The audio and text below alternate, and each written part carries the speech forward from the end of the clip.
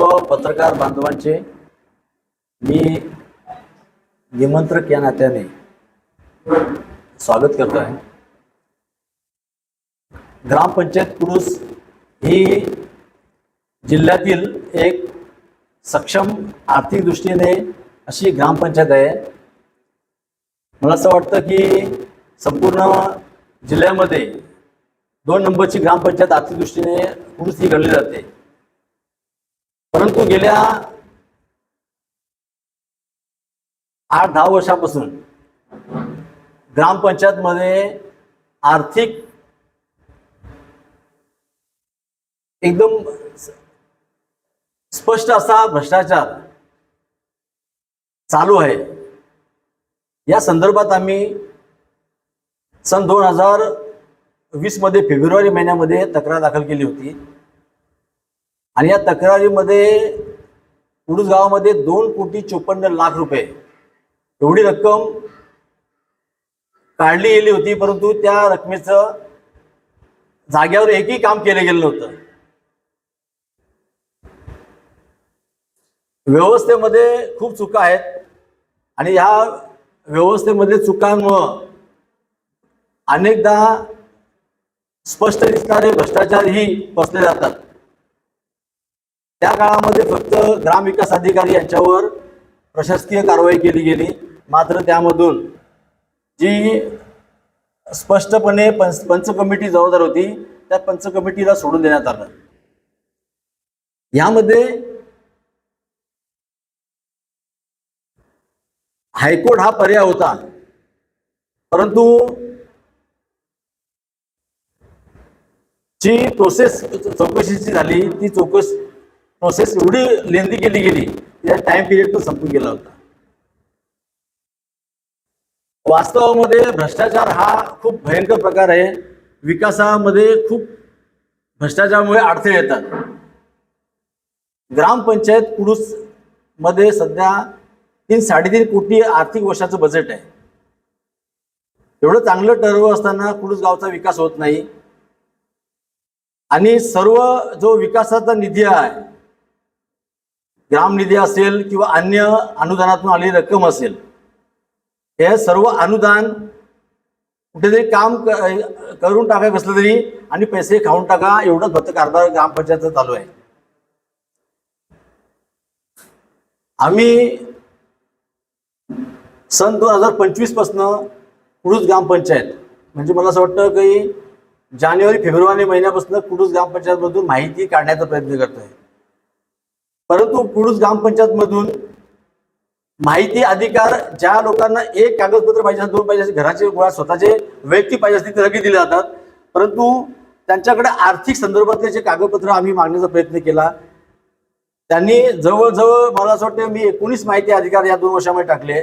त्यानंतर आता आम्ही साधारणतः अपिलामध्ये मी एकटा अपिलामध्ये 24 ठिकाणी आहे स्वतः, आणि माझ्या व्यतिरिक्त आणखी 2-3 लोक अमीन आणि विनोद सारखी लोक जे आहेत ती पण अपिलामध्ये गेले आहेत। आजचा जो बेस आहे, आपण जी पत्रकार परिषद घेत आहोत, पत्रकार परिषद घेतो आहे याला एक बेस आहे असा की माहिती मिळत नाही म्हणून आम्ही ग्रामपंचायत कुडूस सोडून जिल्हा परिषद पंचायत समिती आणि लेखा परीक्षक कार्यालय पालघर या सगळ्यांकडे आम्ही प्रयत्न सुरू केले। हे प्रयत्न चालू असताना साधारणतः मला असं वाटतं की ग्रामपंचायतमध्ये लेखा परीक्षण अहवाल मागण्यासाठी मी 3 वेळा माहिती अधिकार टाकले। एक माहिती अधिकार मी पंचायत समितीमध्ये केला, त्यानंतर मी जिल्हा परिषदमध्ये लेखा परीक्षण अहवालासाठी प्रयत्न केले, तिकडे मी अपिलामध्ये पण गेलो आणि प्रेशर टॅक्टिक्स वापरून आम्ही लेखा परीक्षण जे कार्यालय आहे लेखा शाखा पालघर यांच्याकडून आम्ही ऑडिट रिपोर्ट काढण्यात यशस्वी झालो। आता गेल्या 2 वर्षात 3 वर्षामध्ये आमच्या हातामध्ये कागदपत्र का लागून दिले जात नव्हते। कुडूसमध्ये अनेक लोक असे आहेत की जे त्यांनी म्हणजे व्यवसायामध्ये वगैरे व्यस्त असतात, हे ग्रामपंचायतमध्ये काय चाललंय किंवा काय चाललंय हे कोणीही जाऊन बघत नाही, त्यामुळं भ्रष्टाचार करणाऱ्या लोकांचं फावत आहे। आणि दरवर्षी साधारणतः 50-60 ते कोटीपर्यंत भ्रष्टाचार करून ग्रामपंचायतमध्ये होतो आणि होतो. आता हा सोर्स आम्हाला मिळाला नसता. आणखी मागे जाऊन तुम्हाला एक सांगू शकतोय की 2020 मध्ये जेव्हा आम्ही 2,54,00,000 रुपये जेव्हा कॅश काढून घेतली होती आणि कामच केले गेले नव्हते, म्हणजे 2018 ते 2020 मध्ये, त्यावेळेला एका कोविड काळामध्ये आणि एका 2 महिन्यामध्ये 2,54,00,000ची काम पूर्ण करून घेतली आम्ही अर्ज केल्यानंतर. म्हणजे आपण जे प्रयत्न करतो हे प्रयत्न कमीत कमी काही लोकांना त्यातून शिक्षा होत नाही, परंतु काही लोकांना दहशत होऊन जो निधी हडप केला जातो तो निधी परत कामासाठी किंवा गावासाठी वापरला जातो. आज या पत्रकार परिषदेमध्ये तुम्हाला सर्वांना बोलण्याचं काम एकच की आम्ही जे प्रयत्न अनेक दिवसापासून करत होतो की ग्रामपंचायतच्या अंतर्गत आर्थिक व्यवहार संदर्भात आपल्याला इन्फॉर्मेशन जी मिळत नव्हती ती इन्फॉर्मेशन आपण काढली. आजही तुम्हाला सांगतो की आज आर्थिक वर्ष संपून, मागील आर्थिक वर्ष 24-25-26 हे आर्थिक वर्ष संपून आज 2 महिने होऊन गेले. आजही कुडूस गावातील एकही व्यक्तीला, कुटुंबातल्या काही सभासदाला आर्थिक ताळेबंद किंवा आर्थिक जे लेखा असतात, हिशोबाची पत्रकं ही दिली गेलेली नाही आहेत.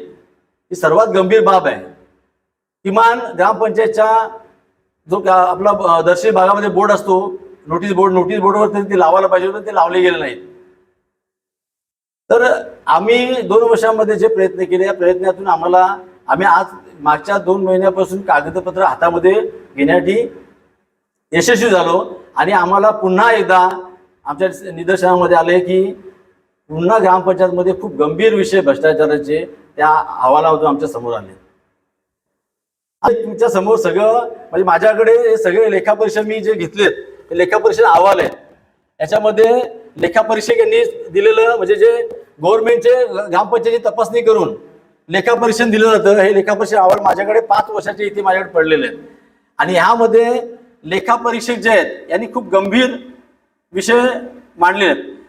तरी पण याच्यामध्ये लेखापरीक्षणामध्ये तुम्हाला मी एक त्रुटी सांगतो यामधल्या, की समजा लेखापरीक्षक काय येतात, ऑफिसमध्ये बसतात, येऊन ऑफिसमध्ये येतात, ऑफिसमध्ये बसतात, कागदावर काय आहे ते बघतात आणि ऑडिट करून निघून जातात.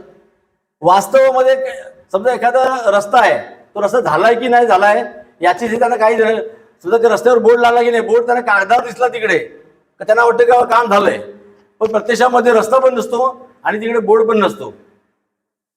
डॉक्युमेंटली क्लिअर असल्यानंतर त्यांना वाटतं की क्लिअर आहे, काही वेळा ते लोक देतात. आता मी लेखापरीक्षकांना दोष न देता ग्रामपंचायत कुडूस यांनी जो मागील 2-3 वर्षामध्ये 2023, 24, 25, 26 या 4 वर्षामध्ये जे करप्शन केलं आहे आपल्या समोर मी स्पष्ट याच्यामध्ये ठेवतोय. लेखापरीक्षण दाखवू का डायरेक्ट दाखवू माझ्यामध्ये, जो आम्ही मागे देणार होतो, आम्ही आता पहिले पत्रपरिषद करून नंतर आपण देऊ. हे संबंधच्या तक्रार प्रकरणानुसार गावामध्ये आपण जवळजवळ आपण सगळं स्थानिकच आहोत, पत्रकार सगळे लोक, बरोबर ना, स्थानिकच आहोत. आपण कुडूस ग्रामपंचायत कडे जात असताना जो मस्जिद ते स्टोअर, वैभव जनरल स्टोअर ते मस्जिद हा जो रस्ता आहे, हा रस्त्यावर ग्रामपंचायतने ग्राम निधीमधून 5,49,000 एवढी रक्कम थेट काढली गेली आहे. आणि हा रस्ता आज पण आपण जाऊन बघा, 10 वर्षापासून हा रस्ता बनवलेला नाहीये. पण हा अहवाल आहे 2023-24चा. 2023-24 या आर्थिक वर्षामध्ये हा रस्ता बनवला गेला दाखवला आणि याच्यामध्ये हिशोबाच्या पत्रकामध्ये 5,45,903 रुपये हा निधी काढून ग्रामपंचायतने स्वतःने काम केलं दाखवलंय. समजलं, ग्रामपंचायतने स्वतःने काम केलं दाखवलंय. आणि याच्यामध्ये सगळं डिटेल दिलंय, कुठल्या वर्षी कधी काढले, सगळं काढले, सगळं याच्यामध्ये दिले, ताळेबंदामध्ये दिलेलं आहे. म्हणजे हा निव्वळ करप्शन आहे, भ्रष्टाचार आहे. तुम्ही आता सगळे कुडूसमध्ये फिरता, तुम्हाला सगळ्यांना आपल्याला स्पॉट पंचनामा करायची किंवा स्पॉटवर जायची काही गरज नाही. तुम्ही सगळ्यांनी बघितलेलं आहे की आपण हा रस्ता आपण सगळ्यांनी बघितलेला आहे. आता हा जो मस्जिद ते वैभव जनरल स्टोअर असता, सगळ्यांनी इकडे बघा स्पष्टपणे, हा वैभव जनरल स्टोअर असता, हा झाला ग्राम निधीमधनं झाला, बरोबर ना, हा ग्राम निधीमधनं झाला. हाच रस्ता बॅलन्स शीट याच्यामधलं 15 वित्त आयोगाचा अहवाल आहे, 15 वित्त आयोगाचा अहवाल आहे. या अहवालामध्ये जे 15 वित्त आयोगामध्ये जो खर्च दाखवलाय त्यामधनं ही कामं केली गेली आहेत, ही कामं केली गेली आहेत. यामध्ये मस्जिद ते वैभव जनरल स्टोअर रस्ता पुन्हा म्हणजे ग्राम निधीमधून, स्वनिधीमधून, आपल्या ग्रामपंचायतीचा स्वतःचा निधी असतो, या निधीमधून सुद्धा खर्च केला गेलाय आणि 15व्या वित्त आयोगातून पण खर्च केलाय. म्हणजे यामधून पण त्यांनी किती रक्कम काढलेली आहे, 5,95,867 रुपये एवढी रक्कम त्यांनी काढलेली आहे. आता गव्हर्नमेंटने दिलेले आपल्याला डॉक्युमेंट्स आहेत सगळे, याच्यावर माहिती अधिकार त्याच्या आपल्याला पत्रबित्र सगळे आहेत. हे आपण बघितलं की ह्या पद्धतीचा भ्रष्टाचार हा मोठ्या रकमांचा आणि रस्त्यावरचा आहे. ह्या व्यतिरिक्त ग्रामपंचायतमध्ये अनेक भ्रष्टाचार आपण पाहतो आहोत. तर याच्या अहवालामध्ये अनेक प्रकरणं आलेली आहेत. पुरुष हद्दीतील आरोग्य केंद्र रस्ता, आपण आरोग्य केंद्र जे आहे ना, हा रस्ता सुद्धा अहवालामध्ये दिला गेलेला आहे. या रस्त्यापोटी 3,77,000, ऍक्च्युअली मला असं वाटतं की 2018ला हे रस्त्याचं काम केलं गेलं, तिकडनं कुठलीच पद्धतीची दुरुस्ती ह्या रस्त्याची केली गेलेली नाही. परंतु हा खर्च पण याच्या ग्रामनिधीमधून प्राथमिक आरोग्य केंद्र रस्ता दुरुस्ती म्हणून टाकले गेले आहे. ह्या 3,77,000 ऍक्च्युअली हा रस्ता 2017-18 मध्ये केला गेला होता आणि तिकडे याची कुठली पद्धतीची दुरुस्ती केली गेलेली नाही.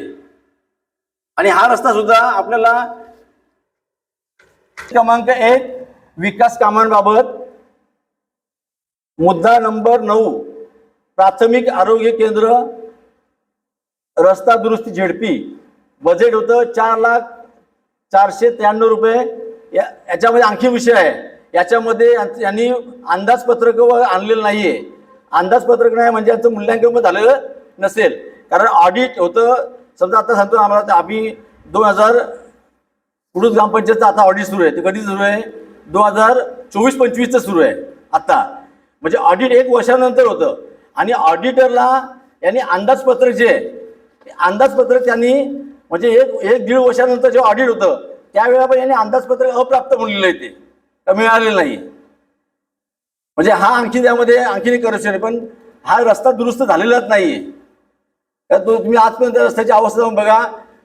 जो पेवर ब्लॉकचा रस्ता 2018, 17, 18, 19 मध्ये बनला होता तो आजही तसाच आहे. आजही तो तुटपुंजा तशाच अवस्थेमध्ये आहे. ग्रामपंचायत कुडूस आर्थिक वर्ष 2023-24 या वर्षामध्ये ग्रामपंचायतीने संत रोहिदास नगर मधील संतोष जाधव यांच्या घरासमोर पेवर ब्लॉक बसवलेत. मी आता परवा जाऊन तिकडे फोटो काढून आलो. माझ्या याच्यामध्ये फोटो पण ते आता आहेत. साधारणतः हे काम 3 पाचच्या वर काम नाहीये, बरोबर ना, 3 पाचच्या वर काम नाहीये. म्हणजे घराचं अंगण असतं, त्या अंगण्यामध्ये ते पेवरला बसवलेत. साधारणतः 1.5 लाख रुपये, 1,20,000, 1.5 लाख रुपये असे एवढ्या याचं काम आहे. तुम्ही आज पण जाऊन तिथे प्रत्यक्ष स्थळ पाणी करून तुम्ही बघू शकता की हे काम किती आहे. ह्या पोटी म्हणजे बजेट होतं, त्याच्यावर त्यांनी जे अंदाजपत्रक मागवलं होतं, ते अंदाजपत्रक होतं 19,99,978 रुपयाचं. किती? 19,99,978 रुपयाचं त्यांनी अंदाजपत्रक मागितलं होतं आणि प्रत्यक्षामध्ये जो खर्च झालाय तो 17,57,207 रुपये झालाय. याच्यामध्ये परिच्छेद क्रमांक इकडे 1 आहे.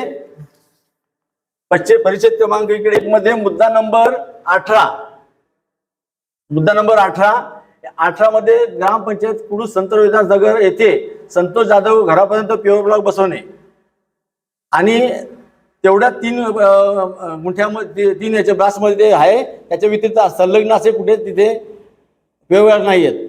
पण त्यापोटी लेखापरीक्षण अहवाल पालघर यांनी जो खर्च मंजूर केलेला दाखवलाय आणि काम कोणी केलंय बघा, बाकीची कामं जिकडे त्यांना काय काढायचं नाही ना तिकडे त्यांनी कॉन्ट्रॅक्टर दिलेत, पण जिकडे त्यांना ज्या लोकांना माहीत पडू नये म्हणून तिकडे कॉन्ट्रॅक्टर ग्रामपंचायत आहे स्वतः. ऍक्च्युली कायद्यामध्ये ग्रामपंचायतच कॉन्ट्रॅक्ट असते, त्रयस्थ नेमू शकत नाही ग्रामपंचायत कायद्यानुसार, पण तिथे त्यांनी तो असं पाळलाय. पण यांनी ते का पाळलंय तर जी रक्कम त्यांना काढायची आहे ती एखाद्या कॉन्ट्रॅक्टरला कळली, कॉन्ट्रॅक्टरच्या नावाने बिल जातात. मग कॉन्ट्रॅक्टर समजेल का माझ्या 3 गुंठ्याच्या 3 बासच्या ऐवजाने 19,000 रुपये काढले म्हणजे मला जास्त पैसे द्या. मग ही मागणी करण्यापेक्षा मग आपण जर काम केलं तर आपल्याला जास्त पैसे द्यायला नकोत असं म्हणून त्यांनी हा 17,57,207 रुपये हे त्यांनी काढून घाललेले ते ग्रामपंचायतच्या स्वतःच्या निधीमधनं. पंचायत कुडूस यांनी आर्थिक वर्ष 2023-24 मध्ये बघा, आता आपण पाहिलेलं आहे की जो आता आपण इथे ह्या रस्त्याने जो जुना विजयाबार रस्ता होता आपला, माहिती मला सगळ्यांना, या विजयाबार रस्त्याने आपण जायचो त्याला तिकडे तो सारा, या साईडची जी बिल्डिंग आहे त्याला सारा संकुल म्हणतात. आता इकडे संदिग्धता अशी आहे हा रस्ता मला असं वाटतं 2021-22 मध्ये झालेला आहे, म्हणजे ह्या बॉडी बसण्याचे 1 वर्ष आधी तो रस्ता केला गेलेला आहे, म्हणजे इलेक्शन लागण्याच्या पूर्वी केलेला आहे, 5-6 महिने आधी, बरं ना. तर ह्या रस्त्याला नाव दिलंय हायवे सारा संकुल ते मस्जिद ते हायवे वैभव जनरल स्टोअर पर्यंत रस्ता कॉन्क्रिटीकरण करणे. म्हणजे किती मोठं काम केलं पल्ला मारला त्यांनी. म्हणजे याच्यामध्ये त्यांनी हा रस्ता ऍक्च्युली जो इरफान सोसायटीचं घर आहे आणि सारा संकुल आहे हायवे, तिथून हा रस्ता पूर्वीच झालेला आहे. हा 2023-24 मध्ये झालेला नाहीये, हा मागचं ग्रामपंचायत इलेक्शन व्हायच्या आधी पूर्वी हा रस्ता केला गेला होता. सारा संकुल ते मस्जिद ते हायवे वैभव जनरल स्टोअर रस्ता, आणि ह्या कामापोटी कॉन्ट्रॅक्टरला त्यांनी 3,77,424 रुपये एवढी रक्कम अदा केली. नंबर आहे 24, नागरी सुविधा या अनुदानातून, नागरी सुविधा या अनुदानातून ही जी रक्कम आहे, विशेष म्हणजे याच्यामध्ये त्यांनी 1.5 वर्षानंतर जेव्हा ते ऑडिट झालं त्या ऑडिटमध्ये त्यांना अंदाजपत्रक पण दिलं गेलं नाही ऑडिटरला आणि त्यांना मूल्यांकनही दिले गेलेलं नाही, परंतु रक्कम त्यांना अदा केली गेली आहे. आणि कोण आहे तिकडे कॉन्ट्रॅक्टर गिरीश चौधरीच्या काकांचा मुलगा यतीन चौधरी. म्हणजे कुठलेच कायदेशीर बाब याच्यामध्ये नाहीये, म्हणजे काम स्टार्ट केलं, पैसे काढून घेतले, कायदोपत्री किंवा तांत्रिक जी मंजुरी वगैरे का असते ही कुठल्याच पद्धतीची घेतली गेलेली नाही. पंचायतमध्ये घरपट्टी वसुली होते, कर इतर कर जे होतात कर आणि घरपट्टी वसुली होते. ही जी रक्कम आहे त्यांनी ग्रामपंचायतनी वसूल केली लोकांकडनं, परंतु ती 6,78,562 रुपये एवढी रक्कम खात्यामध्ये टाकलीच नाही. आणि विशेष म्हणजे अशी की ही रोख वहीमध्ये सुद्धा ही रक्कम दिसून येत नाही. ऑडिटरनी ह्या रकमेबद्दल स्पष्ट सांगितले की क्लर्क जे आहेत त्यांच्यावर डायरेक्ट कारवाई करावी, कारण ही डायरेक्ट अपहारित रक्कम आहे. म्हणजे एका वर्षामध्ये पावत्या फाडून वसूल करून रक्कम 6,78,562 रुपये एवढी रक्कम ही ग्रामपंचायतच्या कुठल्या खात्यामध्ये किंवा रोख वहीमध्ये नोंदली गेली नाही. आणि ऑडिटर यांनी स्पष्ट भाषेमध्ये सांगितलंय की ही जी रक्कम आहे ही अपहारित आहे आणि जे कोणी याला जबाबदार आहेत क्लर्क वगैरे यांच्यावर डायरेक्ट कारवाई करावी. आणि ह्या ऑडिट रिपोर्टमध्ये जे पुढे पॉईंट दिले आहेत त्या पॉईंटमध्ये सगळं दिलेलं आहे क्लिअरपणे ऑडिट रिपोर्टमध्ये. ग्रामविकास अधिकारी नियम आहे की आपल्या हातामध्ये किती रक्कम असायला पाहिजे, रोख शिल्लक जी असते ती रोख शिल्लक किती असायला पाहिजे. आता रोख शिल्लक असणं कधी कधी अपरिहार्यता असते, परंतु वर्षभरामध्ये अनेकदा लाखो रुपये कुडूस ग्रामपंचायतमध्ये रोखी दाखवून पुन्हा रोख रक्कम असताना सुद्धा जो खर्च केला गेला तो बँक व्यवहारांनी परत केला गेलाय हाती रक्कम शिल्लक असताना. आणि हाती रक्कम जी शिल्लक आहे ही शिल्लक महिन्याच्या एंडला, महिन्याच्या शेवटी परस्पर संपलेले खर्च केलेले दाखवून तुमच्या बिलं बनवून प्रिंट बिलं करून अशी बिलं करून ती बिलं सगळी रक्कम काढून म्हणजे ती रक्कम पूर्ण खर्च झाली अशी दाखवून शिल्केचा जो निपटारा असतो तो ग्रामविकास अधिकारी यांनी केलेला आणि ही रक्कम हे ऑडिट रिपोर्टमध्ये स्पष्टपणे ऑडिटर जे लेखापरीक्षण अहवालांनी लेखापरीक्षण केलं पूर्ण ग्रामपंचायतचं त्यांनी ह्या अहवालामध्ये स्पष्टपणे सांगितलं आहे. एकदमच तुम्ही सांगितले हा विषय आहे. 15 वित्त आयोगातून जो मस्जिद ते वैभव जनरल स्टोअर रस्ता त्यांनी जे 367 मध्ये रस्ता बनवलेला आहे. वास्तवामध्ये 367 गट नंबर हा गिरीश गोविंद चौधरी यांच्या मालकीचा आहे.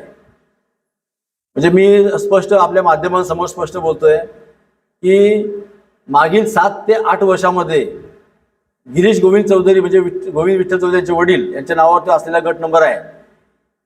ह्या एका गट नंबरमध्ये 70 लाखाच्या आसपास कामं केली गेली आहेत आणि ग्रामपंचायतमध्ये कायदेशीर असं कुठलंही लेखी दिलेलं नाही की माझ्या जागेमध्ये काम करा की मी जागा तुम्हाला संमतीपत्र लिहून देतो वगैरे वगैरे असं कुठलंही. आणि हे लेखापरीक्षण अहवालामध्ये लेखापरीक्षकांनी नोंदवलंय की असं कुठल्याही जी अन्यत्र जी कामं केली गेली आहेत ह्या कामांमध्ये जागा मालकाचं परमिशन घेणं हे गरजेचं असतं आणि तरच तुम्हाला तो रस्ता बनवता येतो.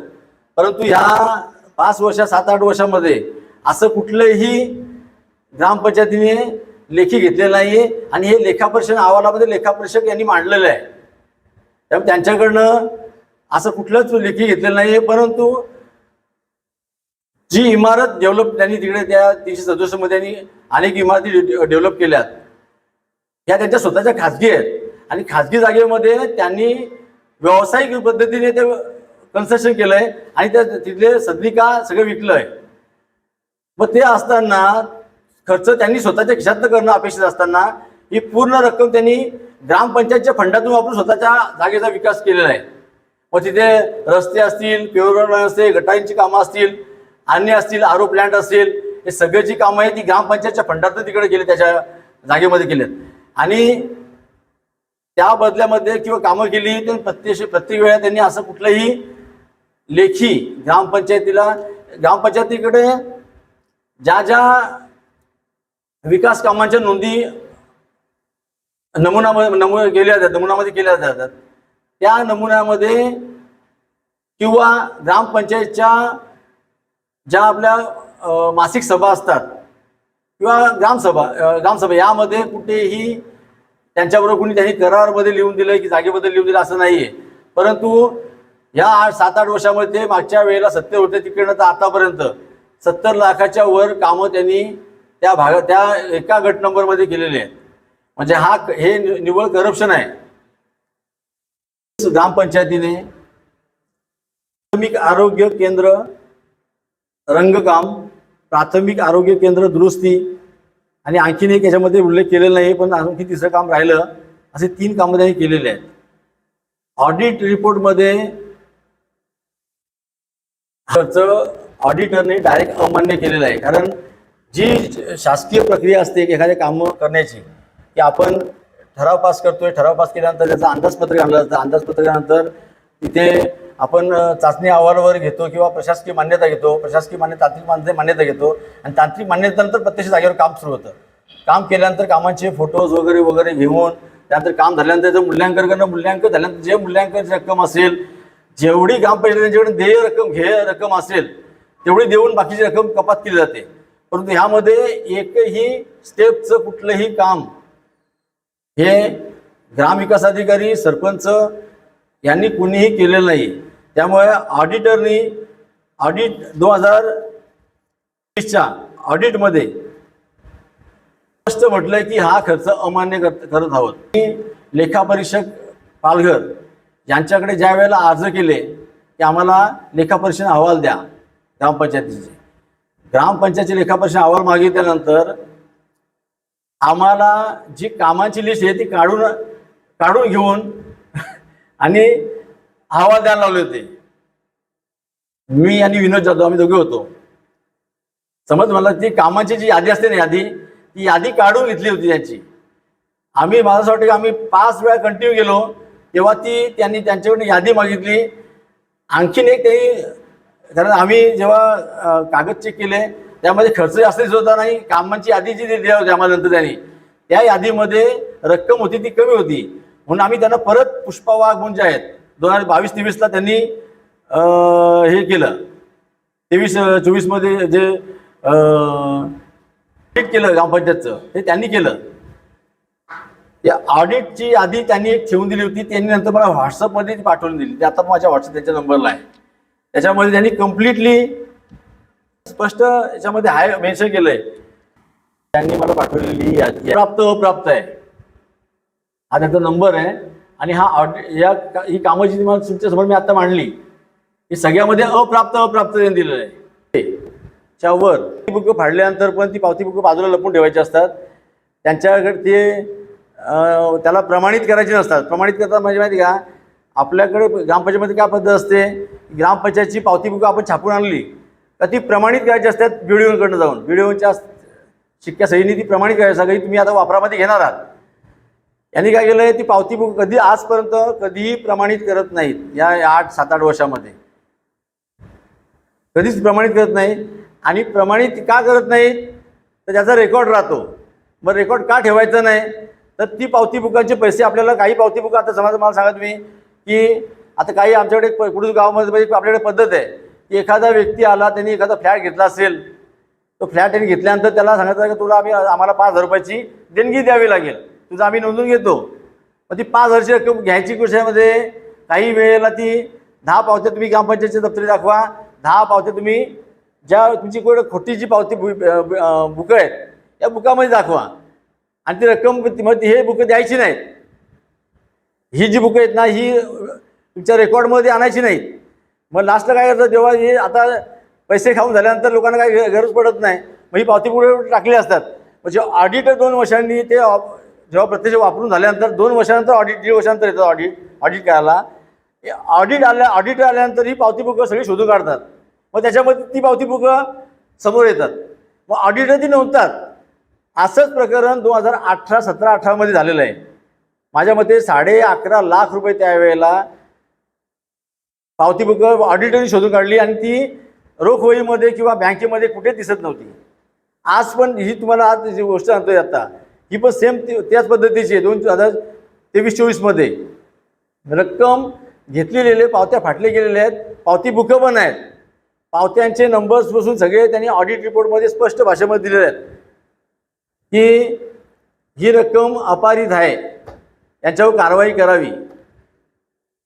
आता गोपनीय अहवाला संदर्भात आम्ही त्यांच्याकडे मागणी केली. गोपनीय अहवाल आम्हाला त्यांनी दिले नाहीत. गोपनीय अहवाल काय असतात, ग्रामपंचायतमध्ये जे करप्शन होतं या संदर्भात लेखापरीक्षक जे असतात ते लेखापरीक्षक गोपनीय अहवाल देतात. तुम्हाला BDOना देतात आणि COना देतात.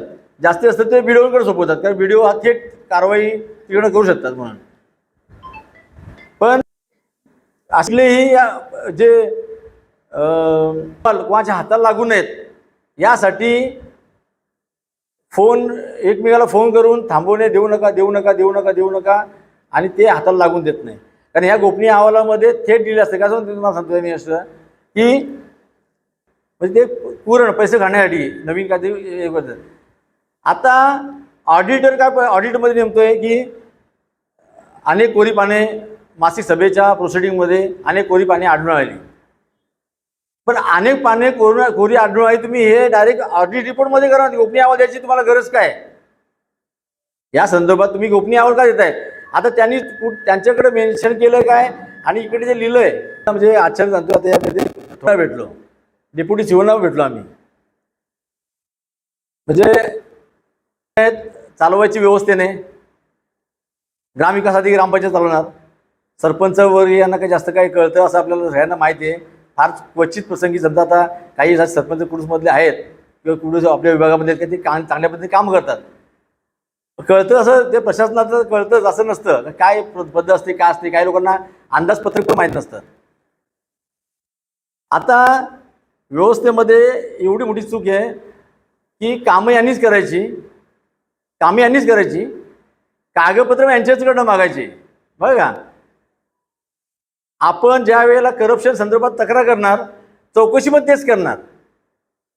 बरं, म्हणजे हा व्यवस्थेमधला फॉल्ट आहे का जे तुम्ही म्हणजे. आणि काय करणार, आता सध्या विस्तार अधिकारी आहेत, विस्तार अधिकारी कुडूस ग्रामपंचायतची तपासणी करणं ही त्यांचं कर्तव्य आहे, त्यांचं काम आहे की दर महिन्याला ह्या दिवशी कुडूस ग्रामपंचायतला मी जाणार, कारण त्यांच्याकडे 7-8-10 ग्रामपंचायत, 10-15 ग्रामपंचायत त्यांच्याकडे एकाकडे असतात.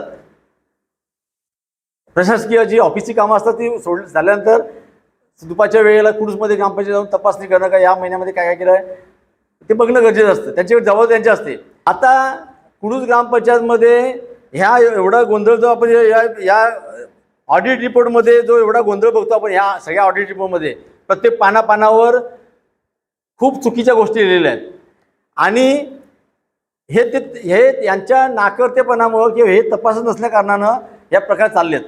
उद्याला आम्ही ही चौकशी नेमली, चौकशीसाठी आम्ही प्रकरण दिली. उद्याला कोकण आयुक्त शिवण्णा सांगणार का तिकडे कमिटी नेमा आणि चौकशी लावा. शिव काय करणार, इकडे 5 लोकांची कमिटी बनवून त्याच्यात तेच विस्तार अधिकारी टाकणार. विस्तार अधिकारी काय करणार मग मला सांगा तुम्ही. म्हणजे हा व्यवस्थेमधला इतका मोठा फॉल्ट आहे. तरीही तुम्हाला आम्ही एक म्हणजे चांगली गोष्ट सांगतोय की बघा, हा व्यवस्था असेल का असेल, आपण संघर्ष करतो आहोत. भ्रष्टाचार प्रत्येक वेळा अनेकदा भ्रष्टाचार बाहेर काढण्याची कामं आम्ही केलेली आहेत. परंतु काय माहिती का, यामध्ये जी व्यवस्था ही कधीही ज्यांनी ॲप्लिकेशन्स केलेत, अर्ज केले, चौकशी लावली आहे, या लोकांच्या बाजूने कधीच उभी राहत नाही.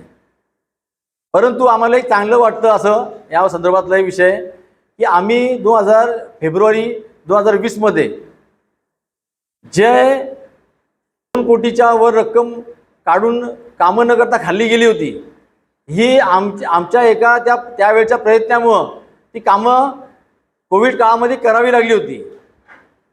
परंतु चांगलं एक स्टेपपर्यंत असतं, खोटं खूप पुढे पोचलेलं असतं. त्यानुसार तुम्हाला एक आणखी सांगतोय की विशेष म्हणजे असं त्याच्यानंतर जी कामं केली गेली हे व्यवस्थित ऐका का जरा सगळ्यांनी, पत्रकार लोकांना, बंधूंनी सगळ्यांनी ऐका.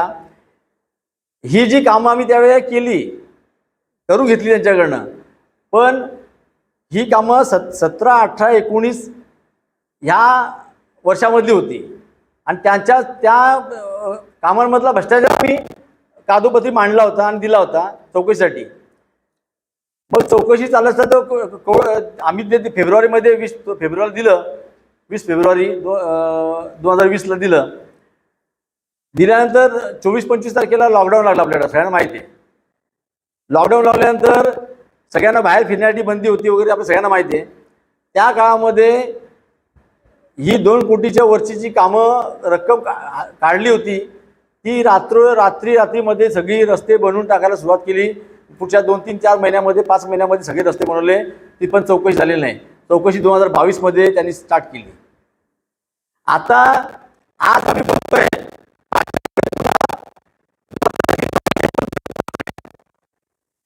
ही जी कामं कोरोना काळ केली होती त्याचा त्या काळात पुन्हा खर्च दाखवला गेलाय. तुम्हाला समजलं का मी काय बोलतो ते.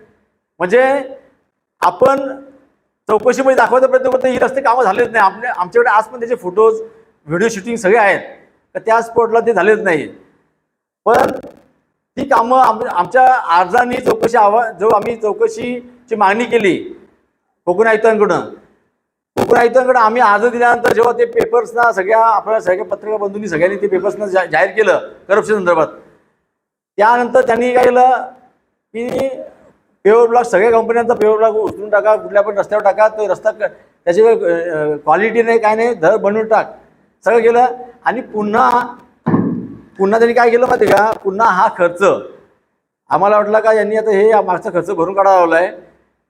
त्यांनी पुन्हा केलेल्या कामावर पुन्हा खर्च दाखवला. हा ऑडिट रिपोर्टमध्ये पुन्हा ते आलंय. म्हणजे ही किती मोठी शोकांतिका आहे की तुम्ही एकदा करप्शन करता आणि ते करप्शन परत तुम्ही करप्शन करता, ते खर्च पडलेत परत त्याच कामांवर. आणि विशेष म्हणजे असे बघा, तुम्हाला म्हणतात एक गणपत कोंगील जे आपले तळ्यावर राहतात, गणपत कोंगिरांचा जो समोरचा रस्ता आहे तो CSR फंडातून कोकाकोलांनी बनवला, कोक कंपनींनी बनवला. त्यानंतर ग्रामपंचायतीने 3 वेळा बनवला आहे एकाच वर्षामध्ये तोच रस्ता. म्हणजे पद्धत जी म्हणजे अंधाधुंद कारभार. निधी येतोय, आम्हा पैसा ग्रामपंचायतमध्ये येतोय आणि तो पैसा डायरेक्ट करप्शनच्या मार्गाने निघून जातोय. त्यामुळे गावाची जी आत्ताची अवस्था आहे ती खूप भयानक आहे. गावामध्ये म्हणजे गटार साफ करणे वगैरे वगैरे ही दैनंदिन कामं झाली, परंतु जी पायाभूत सुविधा कायम पिढ्यानपिढ्या चालतील किंवा पुढच्या व्यवस्था होतील अशा व्यवस्थेमध्ये ग्रामपंचायत काहीच करत नाही आहे. आणि लहान लहान कामं करून ग्रामपंचायत कामं केल्याचं दाखवत आहे आणि फंडही खर्च दाखवत आहे. दर वर्षामध्ये किमान 70 लाखाच्या वर करप्शन ग्रामपंचायतमध्ये होत आहे. अकाउंटवर टाकताना कॅशबुकमध्ये दरवर्षीच्या आर्थिक वर्षामध्ये ही रक्कम काढली जाते. असं होतं की रक्कम वसूल केली जाते पण ती खात्यावर टाकली जात नाही. असं म्हणजे तुम्हाला हे प्रकरण डबल आलं आहे, पण हे वर्ष बदललं आहे. म्हणजे दरवर्षी अशी 4 लाख 3 लाख 4 लाख अशी रक्कम काढली जाते जी वसूल केली जाते, परंतु ती अकाउंटला किंवा याच्यामध्ये आणि हे ऑडिट मी सांगत नाही, हे ऑडिट रिपोर्टमध्ये आहे सगळं. हे प्रकरण सगळं ऑडिट रिपोर्टमध्ये आहे. हा नंबर आहे. या गट नंबरमध्ये खूप मोठ्या प्रमाणात अनधिकृत बांधकामं झालेत, पण हा विषय एक वेगळा आहे. विषय म्हणजे अनधिकृत बांधकामं झाले त्याबद्दल मी बोलत नाही आहे, परंतु या संदर्भात मी जिल्हाधिकारी यांच्याकडे तक्रार केल्यानंतर त्यांच्याकडनं स्पॉट पंचनामा 2-3 वेळा आतापर्यंत होऊन गेला. पण पहिल्यांदा नगररचना खात्याचे लोक आले, त्यांनी वास्तव म्हणजे प्राथमिकदृष्ट्या बघितलं की खरंच या ठिकाणी अनेक अनधिकृत कामं झालेली आहेत. नगररचना खात्याकडं किंवा जिल्हाधिकारी कार्यालयाकडे जाण्याच्या पूर्वी मी ग्रामपंचायतला या कामांवर कारवाई करा म्हणून पत्र दिलं होतं. ग्रामपंचायतीने ह्या कामावर काही लक्ष दिलं नाही, काही नाही केलं. आणि मी दिलेल्या अर्जाचा त्यांनी जो ठराव पास केला तो ठरावाच्या संदर्भात मी आपल्याकडे बोलतो आहे. या ठरावामध्ये त्यांनी स्पष्ट सांगितलं की ह्या जागेमध्ये कुठेही असं अनधिकृत काम आम्हाला दिसून येत नाही. आणि नगररचना खात्याने पत्र दिलं आहे. त्या पत्रामध्ये आणि जो रिपोर्ट त्यांनी नगररचना खात्याला इन्क्वायरी करायला पाठवलं होतं, त्यांनी जो रिपोर्ट दिला जिल्हाधिकाऱ्यांना त्याच्यामध्ये स्पष्ट लिहिलं आहे. ते माझ्याकडे त्याचा रिपोर्ट पण इथे आहे. त्या रिपोर्टमध्ये स्पष्ट सांगितलं का सदर जागेवर मोठ्या प्रमाणामध्ये अनधिकृत बांधकामं आहेत. आणि मला असं वाटतं आता ते इथे तुमच्या मंडळ अधिकाऱ्यांना ते आणि भूमिलेख अभिलेख जे शाखा आहे वाडा यांना त्यांनी त्या संदर्भात पूर्ण त्याची जी डिटेल्समध्ये काय आहे ते त्यांचं अहवाल त्याच्याकडून मागितलं आहे. परंतु हा मुद्दा माझा एक पर्सनल क्षेत्र वेगळा झाला. परंतु याच्यामध्ये ग्रामपंचायतचा असा संबंध येतो आहे की ग्रामपंचायतीने अंधाधुंदपणे असा ठराव केला आहे की ह्या जागेवर कुठेही अजिबात हे जे नाही दिसत नाही असा ठराव पास केला आहे आणि तो सर्वानुमती मंजूर केला आहे. म्हणजे हा हलगर्जीपणा हैगळ झाली पुढे ग्रामपंचायत संदर्भातली पुढे याच्यामध्ये माहिती आहे. पुढे ग्रामपंचायतच्या स्वतःच्या मालकीच्या तलावामधून पाणी दिलं आहे. आता याच्यामध्ये मोठ्या प्रमाणामध्ये अनियमितता स्पष्टपणे दिसून येते. पंचायतच्या ग्रामसभेमध्ये ग्रामसभा दिनांक 20/12/2023 म्हणजे याच बॉडीच्या काळामध्ये तो निर्णय घेतला गेला. ग्रामसभा झाली किती 20/12/2023 रोजी ही सभा घेतली गेली. या सभेमध्ये सभा अजेंडा आपण बघितला, त्या सभा अजेंड्यावर हा विषय नाही आहे. सभा अजेंड्यावर हा विषय नाही आहे की कोकाकोला कंपनीला पाणी देण्यासंदर्भात विचार विनिमय करणे, असं कुठे नाही आहे. एकूण विषय 9 आहेत. शेवटचा विषय आहे माननीय अध्यक्षांच्या परवानगीने आयत्या वेळी येणाऱ्या विषयावर चर्चा करणे आणि निर्णय घेणे. त्या विषयामध्ये 19वा नंबर मला असं वाटतं 18वा नंबर आणि 21वा नंबर 18वा नंबर 9/8 हे ठराव तो पास केला आहे. विषय कोणी मांडला, कुणी काय केलं आहे, काही नाही आहे. डायरेक्ट त्याच्यामध्ये त्यांनी स्पष्ट असं लिहिलं आहे की कोकाला कंपनीला पाणी देण्यासंदर्भात असा विचार करून कोकाला पाणी द्यायला आपण करायला पाहिजे. खाली सूचनांमध्ये लिहिलं आहे. कोणी विषयांना कंपनीने प्रस्ताव दिला आहे वगैरे काही नाही. विशेष यातली मुख्य बाब म्हणजे अशी की हा विषय धोरणात्मक आहे.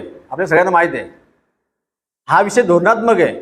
हा विषय पत्रिकेवर म्हणजे अजेंड्यावर विषय घेऊन तो विषय चर्चेला घेऊन त्याच्यावर निर्णय घेणे गरजेचं होतं.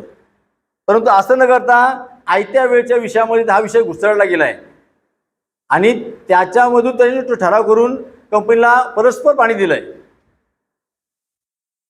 मग समजा आयत्या म्हणजे धोरणात्मक निर्णय हा धोरणात्मक निर्णय जे असतात ना ते आयत्या वेळच्या विषयामध्ये येत नाही. आयत्या वेळच्या विषयामध्ये काय तर कुठली गटार तुंबले, कुठे काय झालंय, कुठे काय झालंय, काय झालंय या संदर्भातले विषय असतात. नॉर्मल विषय असतात म्हणजे एकदम अत्यंत तातडीचे साधे विषय असतात. ते जे धोरणात्मक विषय असतात ते तुम्हाला अजेंड्यावर घेऊन विषयपत्रिकेत देऊन ते त्यानुसार त्या विषयामध्ये ठराव चर्चा घ्यावी लागते. पण ह्यामध्ये काहीही चर्चा केलेली नाही आहे. कोणीचे विषय मांडला, कोणी विषय नाही मांडला, कोणी चर्चा केली वगैरे वगैरे काही नाही आणि थेट हा विषय पास करून तिकडे दिलेला आहे. आता मी ह्या सभेला हजर होतो. 128 नंबरला माझं नाव साधारणतः माझं नाव आहे. मी 128 नंबरला माझं हजेरी म्हणजे तिथे